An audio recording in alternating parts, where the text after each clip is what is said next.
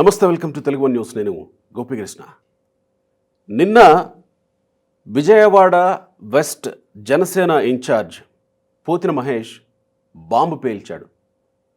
జనసేన అధినేత పవన్ కళ్యాణ్ మీద ఆయన ప్రశ్నించాలనుకుంటున్న ప్రశ్నలన్నీ సూటిగా సంధిస్తూ నా దగ్గర ఆధారాలు కూడా ఉన్నాయని అంటూ బాంబు పేల్చేశాడు. బేసిక్గా పవన్ కళ్యాణ్ దగ్గర పోతిన మహేష్కి మంచి స్థానం ఉంటుంది. ఎక్కడైనా వాళ్ళిద్దరు కలిసి ఉన్నప్పుడు మనం చూస్తూ ఉంటాం రెగ్యులర్గా. ఎక్కువగా మీడియాలో ఉండేటువంటి వ్యక్తి ఆయన కూడా.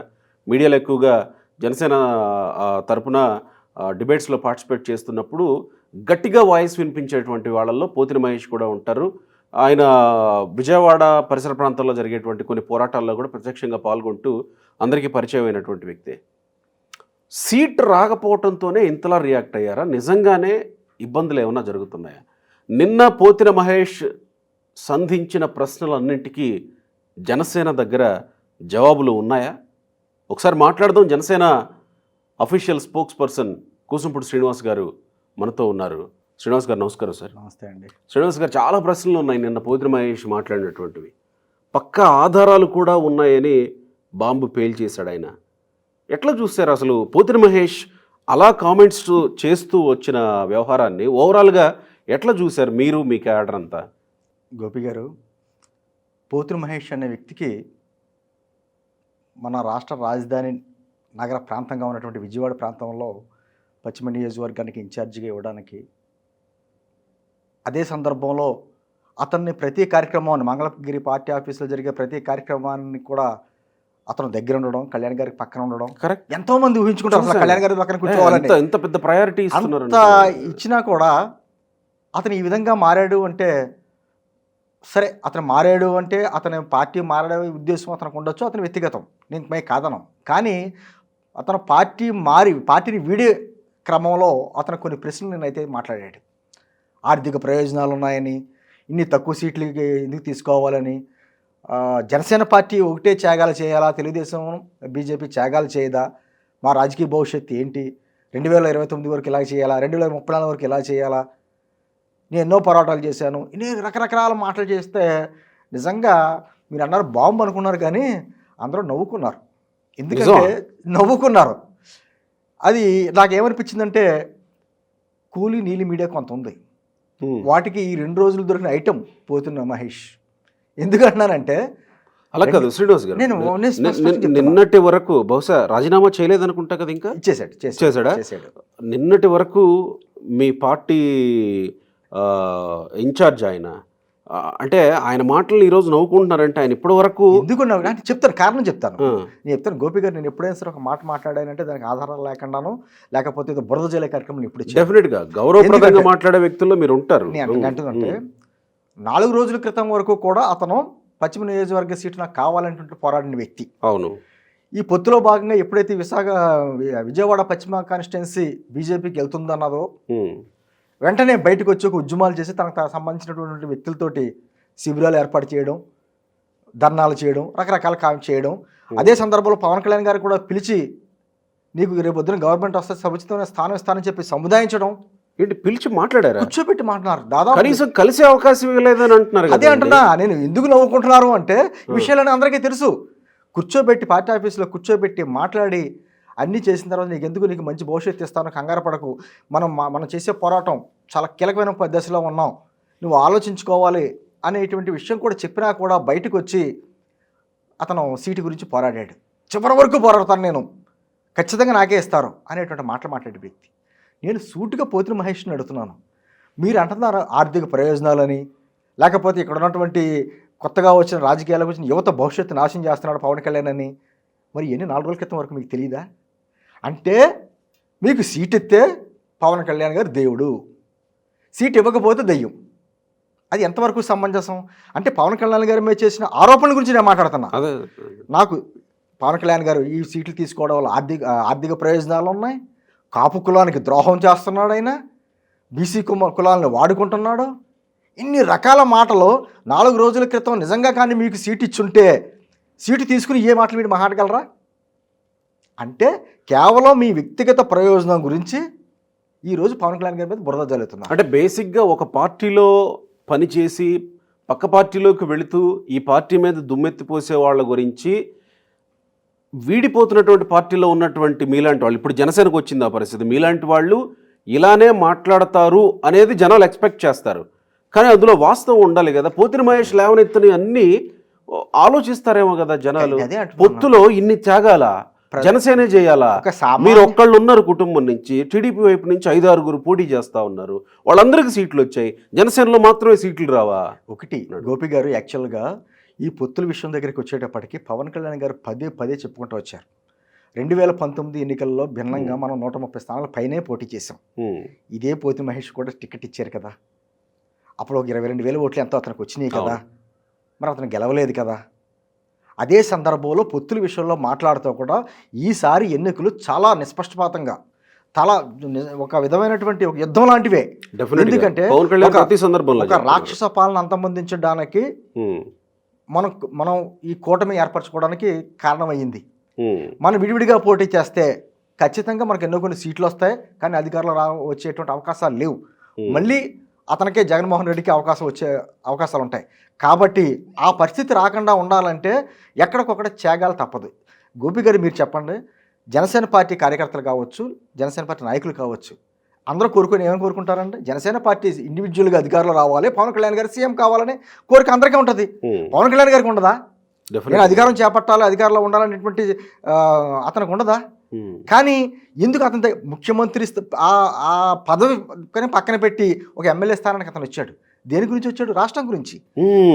ఇక్కడే నిన్న పోతిన మహేష్ అంటుంది, ఆ ఒక్క పవన్ కళ్యాణ్ ఎమ్మెల్యేగా గెలిచి చట్టసభల్లోకి వెళ్ళడం కోసం ఇంత తతంగం అంతా చేసి ఇంతమందిని బలి చేశాడు, ఒక్కడ గెలవడం కోసం ఇంతమందిని బలి చేశాడు అని అంటాడు పోతిన మహేష్. అతని దృష్టిలో పోతిన మహేష్ ఎప్పుడైతే స్పెట్స్ జనసేన కళ్ళజోడు పక్కన పెట్టి వేరే కళ్ళజోడు పెట్టుకున్నాడో అతను కనిపడే దృక్పథం దృష్టి వేరేగా ఉంటుంది.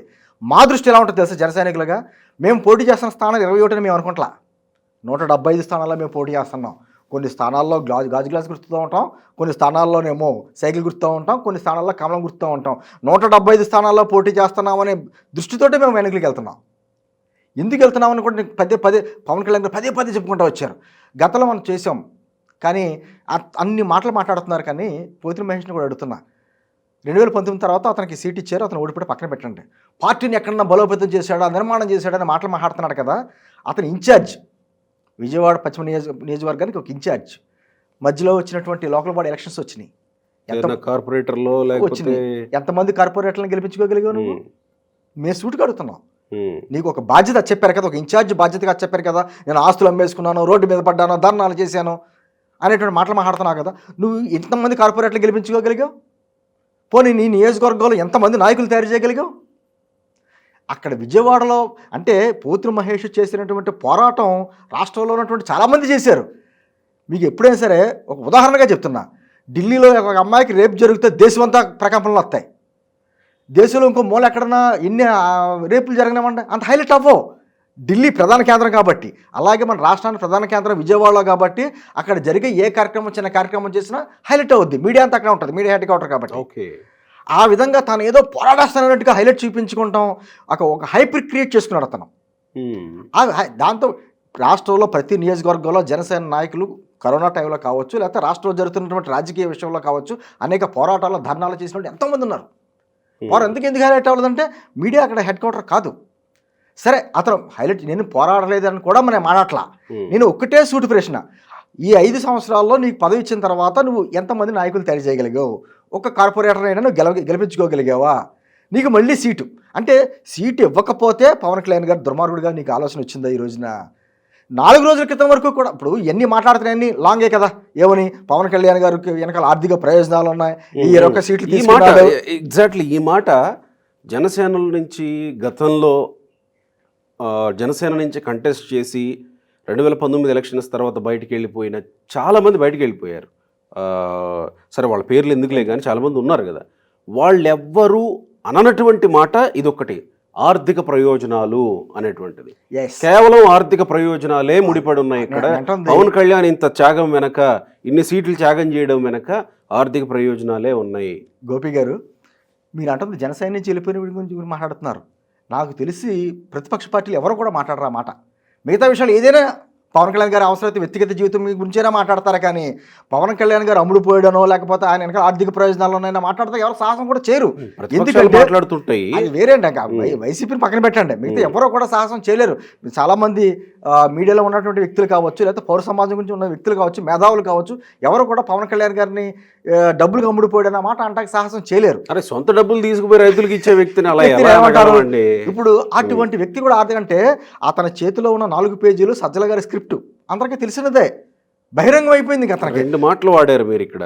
ఇందాక ఆయన జనసేన కళ్ళజోడు తీసి పక్కన పెట్టి వేరే కళ్ళజోడు అన్నారు, మళ్ళీ ఇప్పుడు సజ్జల స్క్రిప్ట్ ఖచ్చితంగా. ఎందుకంటే వచ్చేసిందా? ఎందుకు నేను అంటున్నా అంటే అతని మాటలు చాలా జాగ్రత్తగా గమనించండి. నేను ప్రెస్ మీట్లో మాట్లాడతా, వైసీపీలోకి వెళ్తే ఎందుకు వెళ్ళకూడదు నేను అని మాట్లాడు. ఎందుకు వెళ్ళకూడదు అంటే గత 5 సంవత్సరాలుగా ఈ వైఎస్ఆర్ కాంగ్రెస్ పార్టీ ప్రభుత్వం వచ్చిన తర్వాత నాతో పాటు అతను అధికార ప్రతినిధి, అతనుకున్న పదవి ఇన్ఛార్జ్ కాకుండా అనేక మీడియాలో మాట్లాడుతూ కూడా ఈ ప్రభుత్వంలో జరుగుతున్నటువంటి అరాచకాల గురించి మేము ఎలా మాట్లాడామో అలాగే తను మాట్లాడాడు. మరి ఈ రోజున ఏం కనిపించిందని వైఎస్ఆర్ కాంగ్రెస్ పార్టీ ప్రభుత్వం ఆడికి వాళ్ళ దాంట్లో భాగస్వామ్యానికి వెళ్తాడు. పోతిన మహేష్ పేరు మనకు గుర్తుకొచ్చిన వెంటనే మనకు గుర్తుకొచ్చే పేరు ఎవరంటే వెల్లంపల్లి శ్రీనివాస్. అతని మీద తెల్లారితే పోరాడేవాడు. తెల్లారు లెగిస్తే నీకు వెళ్ళం. అదే మాటను మొన్న మా అధికార ప్రతినిధుల మీటింగ్లో ప్రత్యేకించి మాకు పెట్టినప్పుడు పవన్ కళ్యాణ్ గారు అడిగారు, మహేష్ నీకు తెల్లారితే నీకు వెల్లంపల్లి తప్ప ఇంకెవరు కనిపించరా, నీకు అక్కడ వేరే సమస్యలు లేవా, రాష్ట్రంలో ఉన్న సమస్యలు ఏమి లేవా, నీ నియోజకవర్గంలో సమస్యలు ఏం మాట్లాడవే అని కూడా ఆయన చెవాట్లు పెట్టడం జరిగింది మా మీటింగ్లో. అంటే ఒకళ్ళు టార్గెట్ చేసుకుంటూ హైలైట్ అయ్యారా వాళ్ళు?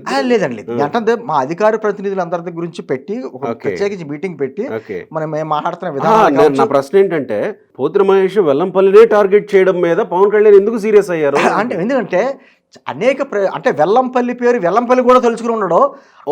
That's what I'm asking. అదే వీళ్ళిద్దరు కావాలని కలుసుకొని ఒకరినొకరు హైలైట్ చేసుకుంటారు. ఏంటి నీ ఉద్దేశం ఏంటి? ఓకే, ఇది చాలా నియోజకవర్గాలు అనేక సమస్యలు ఉన్నాయి కదా, సమస్యల మీద మాట్లాడు, సమస్యల మీద పోరాడు. మాట్లాడితే వెల్లంపల్లి వెల్లంపల్లి వెల్లంపల్లి అంటామేంటి అనే విషయాలు కూడా చెప్పడం జరిగింది.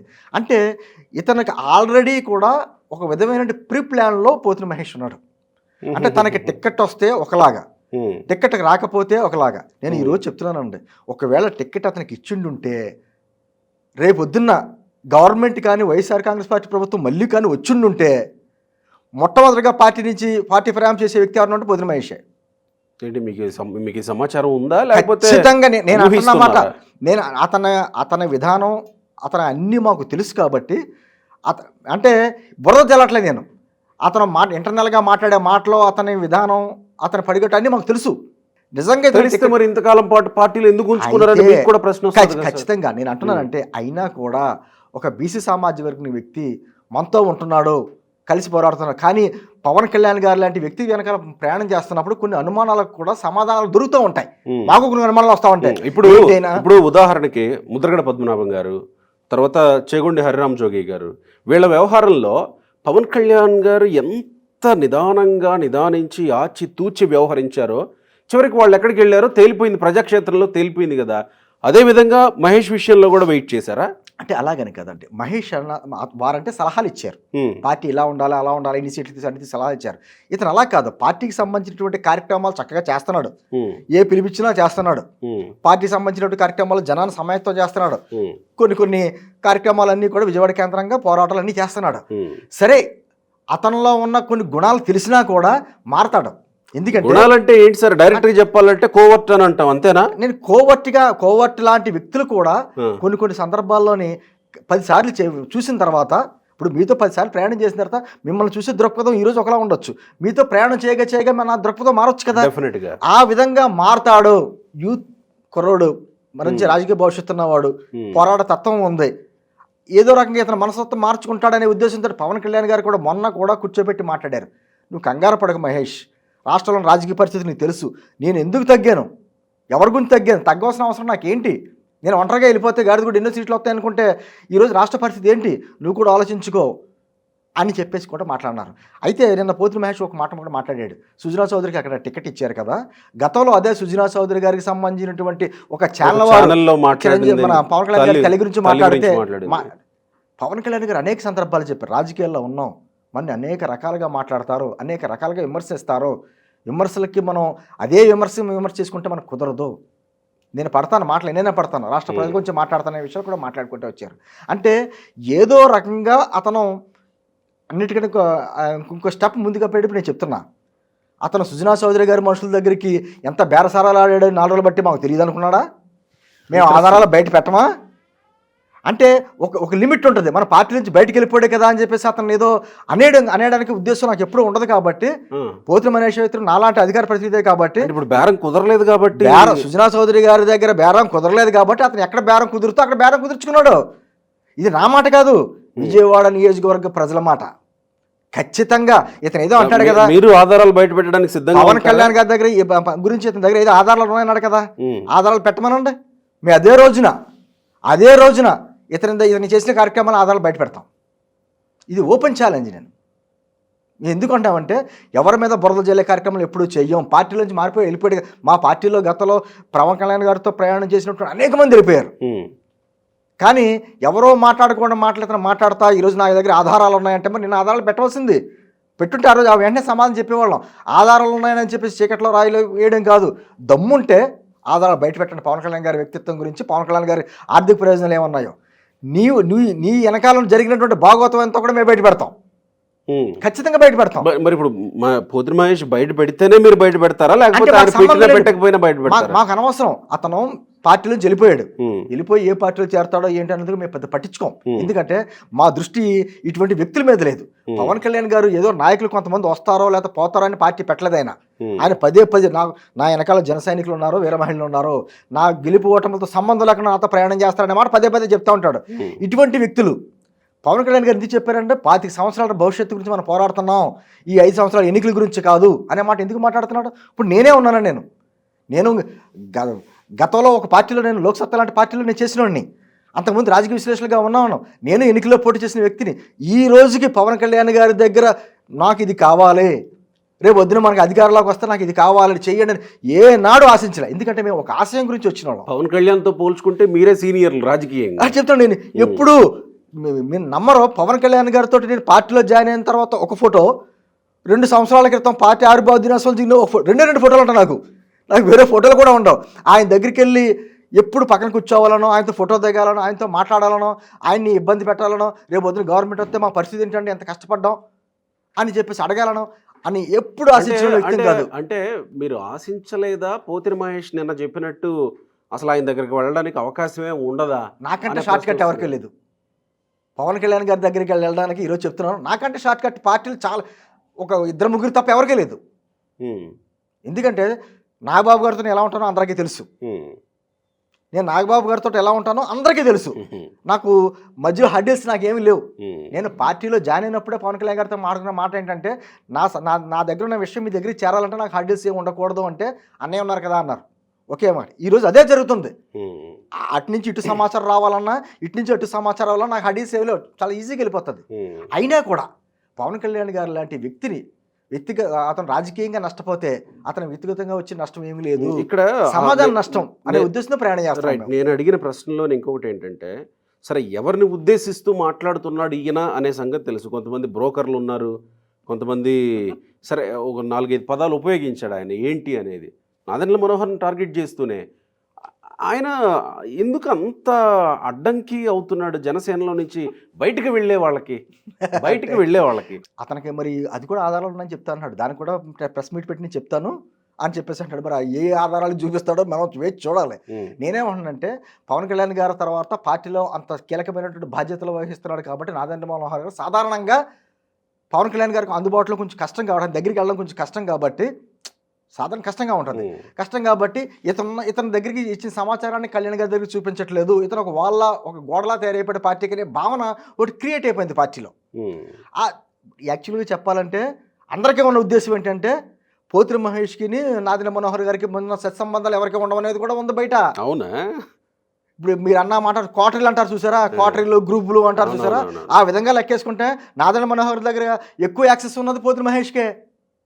మరి ఆయన మీదే అంటే కేవలం అతను బయటికి వెళ్ళిపోవడానికే ఏదో రకంగా బురద జల్లాలి కాబట్టి, బురద జల్లే కార్యక్రమంలో భాగంగానే ఇటువంటి ఆరోపణలన్నీ. ఎందుకంటే ఫైనల్గా ఇంకొక మాట కూడా అన్నాడు ఆయన, చాలా సీరియస్ కామెంట్, జనసేన పార్టీ మరో ప్రజారాజ్యం పార్టీ కాబోతుంది అని. ప్రజారాజ్యం పార్టీ అనుభవాలు, మీరు రాజకీయ విశ్లేషకులుగా ఉన్నారు, మీకు తెలుసు ఒకటి క్లియర్గా. ఇప్పుడు ఆ ప్రజారాజ్యం టైంలో ఉన్నటువంటి రాజకీయం కాదు ఇప్పుడు, అప్పుడు ఉన్నటువంటి కార్యకర్తలు కాదు, ఇప్పుడు ఉన్నది జన సైనికులు. అప్పటికి ఇప్పటికీ చాలా తేడాలు. అప్పుడు చాలా విషనాగులు ఎన్ని ప్రయత్నాలు చేసినాయో మనకు అన్నీ తెలుసు ప్రజారాజ్యం టైంలో.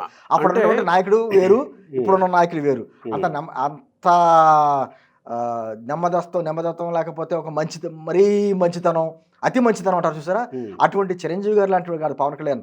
రాటు తెలిపోయారు. ఇదే కదా అతి మంచితనమే. పొత్తు కుదిర్చి నష్టపోయే వాళ్ళు ఎవరు ఉంటారు? పొత్తు కుదిరిస్తే నాకేమన్నా కావాలని ఎక్కువ తీసుకునే వాళ్ళు మీరు మాట్లాడినారు కదా, పొత్తు కుదిర్చి నష్టపోయే వాళ్ళు ఎవరు ఉంటారు? ఎన్ని మాటలు పడినా, ఎన్ని మాటలు అంటున్నా ఇంటర్నల్ గా పార్టీ పరంగా కావచ్చు, బయట నుంచి కావచ్చు, ఎన్ని రకాలుగా ఎవరినో ముఖ్యమంత్రి చేయడానికి మనం ఎందుకు కష్టపడాలనేటువంటి జన సైనికులలో కొంతమంది మాట్లాడినా మనకి బీజేపీ అవసరమా, బీజేపీ వల్ల మనకు లాభం ఏముంది, వారికి ఓటు బ్యాంక్ ఏముంది, వాళ్ళు ఎందుకు వాళ్ళ గురించి అంత తాపత్రయపడుతున్నాడని మాట్లాడినా చాలా విస్పష్టంగా రాష్ట్ర ప్రయోజనాలు ఆశించి ఆయన ముందుకెళ్ళాడు. ఖచ్చితంగా ఇప్పుడున్న రాష్ట్రం మరీ దారుణంగా దిగజారిపోయింది జగన్మోహన్ రెడ్డి గారి గవర్నమెంట్లో. దీన్ని సరిదిద్దాలంటే ఇక్కడ చంద్రబాబు గారు లాంటి నాయకత్వం ఉండాలి, పైన ఏమో మోడీ గారు లాంటి నాయకత్వం ఉండాలి. ఇక్కడే కన్విన్స్ అయ్యి చివరికి మరో ప్రజారాజ్యం పార్టీ అవుతుంది జనసేన పార్టీ అని అంటాడు. నిజంగా అలా జరిగే అవకాశం ఉండుంటే 2019లో ఎన్నికలైన తర్వాత వెంటనే అయిపోవాలి. 2019 ఎన్నికల్లో అతను ప్రత్యక్షంగా ఎన్నికల్లో పాల్గొని 2 చోట్ల కూడా ఓడిపోయి తనకు సంబంధించినటువంటి వాళ్ళు ఒక్క ఎమ్మెల్యే సీటుతో సరిపెట్టుకునే టైంలోనే ఇంకా అతను రాజకీయాల నుంచి విరమించుకోవాలి, లేకపోతే పార్టీని విలీనం చేయాలి, ఏదో చేయాల్సిందే అవసరం. కానీ ఫ్రాక్షన్ ఆఫ్ సెకండ్స్ దాని ఆ ఓటమి అనే బాధని పక్కన పెట్టేశాడు ఆయన. ఒక మాట్లాడేసా మళ్ళీ మనం పోరాటం చేసుకుంటూ వెళ్ళిపోదాం అన్నాడు తప్ప, మీరు గుర్తుందో లేదో 2019 ఎన్నికలు అయిన తర్వాత మొట్టమొదటిగా 6 నెలల్లోనే భవన నిర్మాణ కార్మికుల గురించి మేము వైజాగ్లో లాంగ్ మార్చ్ చేసాం. ఎవరు చేశారండి? ఆ రోజున మాకు వ్యతిరేకంగా పోరాటం చేసినటువంటి తెలుగుదేశం పార్టీ వారిని అందరినీ కూడా పిలిచాం. రాజ్యాంగబద్ధ పోరాటం అంటారు ఆ రోజున, అది చేసాం. అంటే పవన్ కళ్యాణ్ గారిని ఆలోచన విధానాన్ని కూడా అందుకోవడం కూడా కొంచెం జ్ఞానం ఉండాలి. కాకపోతే కేవలం పదవులే ఆశించి ఇక్కడ ఒక పాయింట్ ఏంటంటే, ఎందుకు ఆయన మరో ప్రజారాజ్యం అన్నారు అని అంటే దానికి ముందు చెప్పుకోవచ్చు. జనసేనలో టీడీపీ నుంచి వచ్చిన వ్యక్తులకే టికెట్లు ఇస్తున్నారు. టీడీపీ నుంచి ఈరోజు వస్తారు, రేపు టికెట్ తీసుకుంటారు. అంటే వీళ్ళంతా రేపు గెలిచిన తర్వాత మీతో ఉంటారా పవన్ కళ్యాణ్ గారు? రేపు గెలిచిన తర్వాత వాళ్ళంతా అక్కడికి వెళ్ళిపోతారు. మీరు కూడా అనివార్యంగా పార్టీని విలీనం చేయాల్సి వస్తుంది. పవన్ కళ్యాణ్ గారు ఉంటారు కదా, పవన్ కళ్యాణ్ గారు వెనకాల జన సైనికులు ఉంటారు. నేను అంటుంది, మాకు ఇంటర్నల్ సర్వే ఉంటుంది, సర్వే చేయించుకుంటాం కదా, ఆ సర్వే చేసుకునే విధానంలో ఏ అభ్యర్థికి అయితే కూటమిలో భాగంగా టికెట్లు ఇస్తే గెలుస్తాడో అనేటువంటి సర్వే చేయించుకుని మేము అక్కడ టికెట్లు ఇచ్చారు. మీరు చెప్తున్నాడు పోతున్న మహేష్ గురించి, అతను సర్వేలో థర్డ్ పొజిషన్లో ఉన్నాడు అతను. అంటే అతను బయటికి వెళ్ళిపోతున్నాడు కాబట్టి ఈ మాట నేను అనట్లా. మేము అక్కడ సర్వే చేయించుకుంటే అతనుకున్న నియోజకవర్గం మీద ఉన్న పట్టు కావచ్చు, అతన్ని ఎమ్మెల్యేగా కావాలనుకున్నటువంటి ప్రజల మైండ్ సెట్ కావచ్చు, థర్డ్ పొజిషన్లో ఉన్నాడు అతను. నిజంగా విడివిడిగా పోటీ చేసినా కూడా అతనికి మళ్ళీ టికెట్ ఇవ్వడానికి సాహసం చేస్తారేమో నేనైతే అనుకోవట్లా. అంటే ఇప్పుడు టికెట్ ఇవ్వకపోవడానికి కారణాలు ఇవే. ఇది ఏమీ లేదంటే ఇక్కడ ఖచ్చితంగా అక్కడ తెలుగుదేశం పార్టీ ముందుగా అప్పటికి ఇంకా బీజేపీ టికెట్ల నెంబర్ కూడా రాలా. జనసేన తెలుగుదేశం పార్టీ కూర్చుని టికెట్లు మాట్లాడుకున్న తర్వాత ఆ తర్వాత జరిగినటువంటి బీజేపీ తోటి కేంద్రంలో మాట్లాడిన తర్వాత బీజేపీ 10 ఎమ్మెల్యేకి 6 ఎంపీకి వాళ్ళు ఇదైన తర్వాత ఆ 10 ఎమ్మెల్యే సీట్లు ఏం తీసుకుంటారో అనేటువంటి విషయంలో వారు సెలెక్ట్ చేసుకున్నారు. అక్కడ అనపర్తి ఏమైందండి, అనపర్తి తెలుగుదేశానికి నెంబర్ 1 సీట్, అది అరకుకు పోయింది కదా చెప్తున్నా. మరి అటువంటి సీట్ వారు కోల్పోయారుగా. అక్కడ బీజేపీకి సంబంధించినటువంటి వ్యక్తికి ఇవ్వాల్సి వచ్చింది. అతను టికెట్ ఇస్తే నా మీద కూడా ప్రభావం చూపిస్తుంది అని చెప్పేసి పురంధేశ్వరి గారు కూడా భయపడుతున్నారు అక్కడ. నేను అంటుంది కొన్ని త్యాగాలు తప్పదు. ఆ త్యాగాలు చేసే టైంలోని నాకు ఖచ్చితంగా అంటే ఒక పక్కనే ఉంటాడు మహేష్, నేను యువ రాజకీయ నాయకుడిని ఎంతో పోరాడాను, నాకు ఇంకా ఇప్పుడు టికెట్ ఇవ్వకపోతే భవిష్యత్తు తెలియదు అనే మాటలు మాట్లాడుతున్నాడు. మరోవైపు నుంచి ఏమీ లేదండి గోపి గారు, దీని వెనకాల మర్మం ఒకటే. అతను ఆల్రెడీ నేను దా చెప్పినట్టు వేరే కళ్ళజోడు కొనుక్కున్నాడు. ఆయన ఆ కళ్ళజోడు పెట్టుకున్నాడు. ఆ కళ్ళజోడు పెట్టుకున్నప్పుడు కనిపించే దృక్పథం వేరుగా ఉంటుంది, రకరకాలుగా ఉంటుంది. మీరు అన్న ఆర్థిక ప్రయోజనాలు అన్నీ అక్కడే ఉన్నాయి. ఖచ్చితంగా ఏంటన్నది పవన్ కళ్యాణ్ గారి మీద మరీ చెప్తున్నా, పవన్ కళ్యాణ్ గారి మీద ఏదో రకరకాల మీరు మాట్లాడేశారు కదా, ఆధారాలతో నిరూపిస్తున్నారు కదా.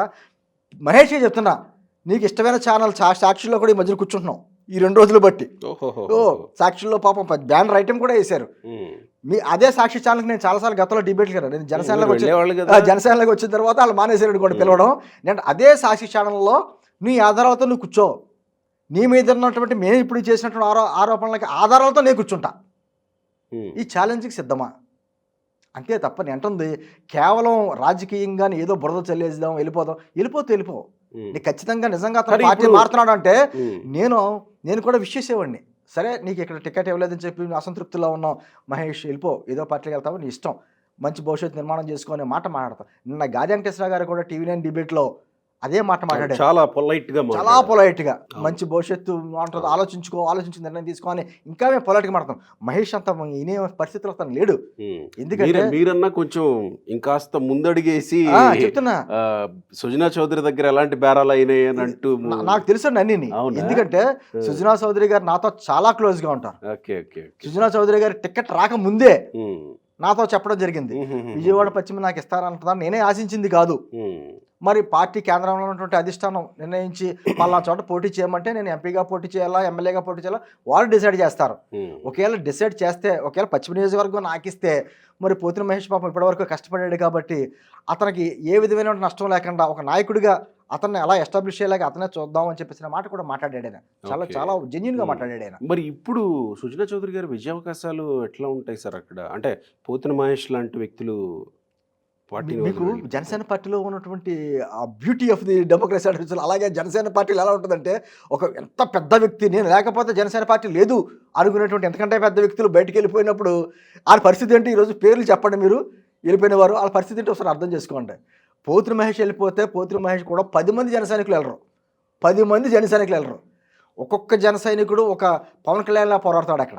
ఎందుకంటే పవన్ కళ్యాణ్ గారిని ఎన్ని మాట్లాడినాడో ఈరోజు అందరూ చూశారు అక్కడ. నేను అక్కడ ప్రెస్ మీట్లు కూడా పెట్టారు. అంటే టికెట్ ఇవ్వకపోతే ఈ విధంగా మన అధ్యక్షుడిని ఇలా అంటారా అనేటువంటి మాటలు మాట్లాడేది. అంటుంది ఎన్ని రాజకీయాల్లో పార్టీలు మారడాలో చేరాలో ఇవన్నీ పెద్ద సహజం. కానీ మనం గతంలో ఏమన్నామన్నా వాటికి సమాధానం కూడా మీకు చెప్పాలి. మీకు అవకాశం అయితే ఒక్క నిమిషం ఒక్క బిట్టి చూపిస్తాను. నేను అతను పార్టీ నేను మారను, నేను పార్టీ మారతం ఏంటి అని మాట్లాడిన వ్యక్తి ఒకానొక సందర్భంలో ఇప్పుడు అలా కాదు, ఇదిగోండి దీక్ష చేస్తున్నాడు, దీక్ష చేస్తా మీరు పార్టీ మారితే జెండా పట్టుకుంటే విజయవాడ నగరంలో ఏ కార్యకర్త అయినా సరే కొబ్బరి బొండం కట్టి తీసుకొచ్చి నాకు చెయ్యి తీసేయాలి. జాగ్రత్త, వద్దు అలాంటి పనులు ఏమి వద్దులే కానీ అలా కాదు. ఆయన ఇచ్చిన సవాలు వింటే కాస్త ఇబ్బందిగా ఉంది. అంటే అంత నిన్న మాట్లాడారు చాలా మంది, బాంబులు పేల్చాడు లేదా ఉద్రేకంగా మాట్లాడాడు. అప్పుడు కూడా అలా ఉద్రేకంగా మాట్లాడాడు. దీక్ష చేస్తా నాకు టికెట్ ఇవ్వమన్న పక్షంలో మీరు పార్టీ మారిపోయే ఉద్దేశంతో మీరు దీక్షలు చేస్తున్నారని మీలాంటి ఒక జర్నలిస్ట్ అడిగితే మాట్లాడిన మాట నేను అంటుంది. ఇప్పుడేమన్నాడు, మారిపోతే తప్పేంటి అనే మాటలు మాట్లాడతారు. వైసీపీలో చేరితే తప్పేంటి అన్నాడు. మరి ఇటువంటి అని వినిపించినప్పుడు అంటే రాజకీయాలు అన్నప్పుడు ఒక భాష కానీ ఒక విధానం కానీ ఒక విమర్శ కానీ చేసామంటే దానికి కట్టుబడి ఉండాలి, లేకపోతే విలువలు ఉండవు కదా రాజకీయాలకి. అవి లేనివే రాజకీయాలు. దయచేసి ఇంకేంత అంతకు మించి రాజకీయాల గురించి రాజకీయాలను కోరుకునే వాళ్ళం ఎక్కువ మాట్లాడొద్దు. అంతకు మించి ఇంకా రాజకీయాల గురించి వద్దులే, మనం నిన్న జరిగిన వ్యవహారం గురించి మాట్లాడుతున్నాం కాబట్టి. సుజనా చౌదరి విజయావకాశాలకు వచ్చేసరికి ఏమన్నా గండిపడే అవకాశం ఉంటుంది? ఇంకా కసిగా కష్టపడతారు జన సైనికులు. ఎందుకంటే అధ్యక్షుల వారు ఇచ్చే ఆదేశాల మేరకు కూటమిలో భాగస్వామికి ఏ పార్టీకి ఇచ్చినా మేము గెలిపించుకు తీరుతాం. Right sir, thank you.